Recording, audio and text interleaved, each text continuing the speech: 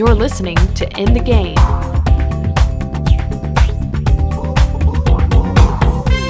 This is Susan Elza, and I am here with Byron Nelson, head volleyball coach Libby Pacheco, and we're going to talk about her volleyball season and where we're at so far. And Coach Pacheco, I'm just going to turn it over to you right now and just kind of give us an overview of how your season's gone so far. Well, right now we started off with a really young team. They've come in and worked hard. August 2nd, we had some really tough two-day schedule. They've come in and compete really hard so far. We've faced some pretty tough opponents in the preseason, and probably our best match came right before our district season started against Denton Geyer, where we took them to 5 here at our place, and we beat them in a great effort. Since then, we've been in district competition and been really competitive against every single team that we played. Even though we are competing with a really young team, we've decided that as a team that we're not going to let that be an excuse for us. You're talking about that young team. I look at your roster, and you know what's unique about opening a new school is that there's no seniors, and how have y'all made adjustments? And leadership is so key in being successful in athletics. How have y'all made adjustments, and who has emerged as leaders on your team? We came into the season already knowing that our leaders were going to be partly a combination of our juniors and our sophomores that we had on board with us last year, because we just talked so much about how key that leadership and how much the hard work is going to be key for us this year.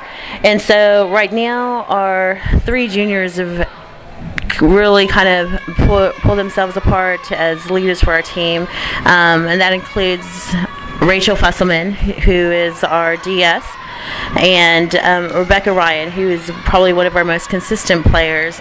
She's not flashy and she doesn't make the big kill, but she's definitely consistent and just a great player for us on the court. And our outside hitter, Kirsten Edgar, has come in and stepped in and made some really key plays for us whenever she's been on the court. And then, of course, I always turned to my setters to act as our leaders for the court, on the court, and Abby Van Houten has taken that role on and is really matured this year. I've been pretty proud of her. And then in fact, the kids elected her as team captain, and our other team captain this year is a sophomore, Amber McKellop, middle blocker, and she's been really consistent, and her biggest contribution has probably been the hard work that she has in practice, and just using that as an example for our young freshmen has been big and key for us. Looking at the standings, we're sitting about 5th. It's kind of hard to tell where we are. You've got Aledo, it's 7-0, Birdville 5-2, Springtown 5-2.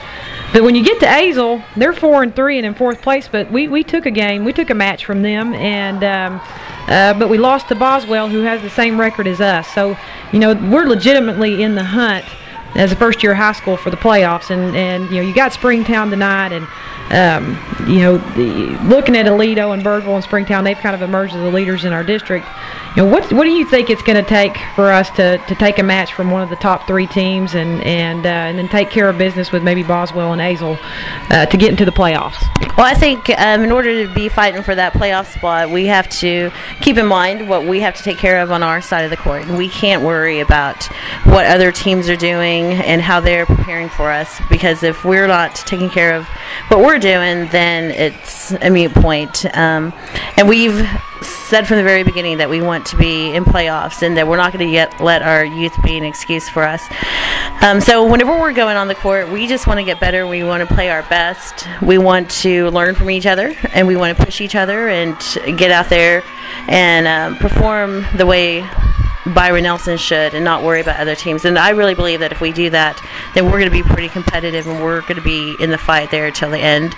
Our kids believe that, and I think that's even a bigger thing. I can believe it all I want, but since the kids believe that, that's even bigger. Well, I think it's been, we're never, as coaches, we're never satisfied with any loss, but I think it's been a great start to the year, and for a first-year program to be in the mix like that, I think is just outstanding. I think it speaks for your kids. I think it speaks for your coaching staff, and it speaks for Byron Nelson, high school as a whole, and the kids have to make a huge commitment. We get here at 8, we leave at 6:30. I don't think a lot of people realize what commitment it takes to be an athlete in today's society, and to balance all the things, all the expectations that come with practice, and then also all the expectations that come with keeping their grades up and all those things. So I think we're off to a good start. I think you've set a great standard for your program, and I just want to wish you guys and your team and your coaches good luck the rest of the way.